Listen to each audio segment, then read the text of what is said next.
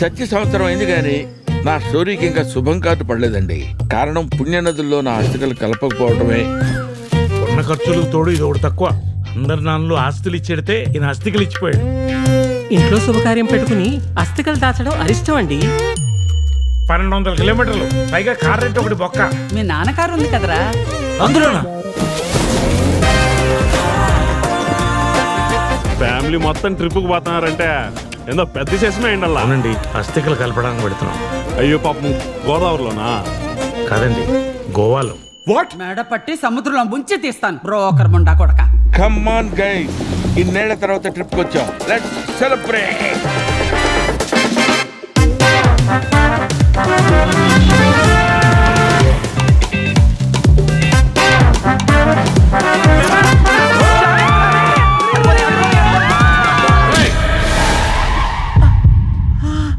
మీ అమ్మగారికి pulmonary arteries లో blockages ఉన్నాయండి. అర్జెంట్ గా సర్జరీ చేయాలి. ఇప్పటికిప్పుడు సర్జరీ అంటే ఎలా అండి? రేపు మా నాన్నగారు అస్థికలు కలపడానికి గోవా పెడుతున్నాం. ఓ పని చేయండి, ఓ 2 రోజులు ఆగండి. ఇద్దరు అస్థికల్ని ఒకే రోజు కలిపేయచ్చు.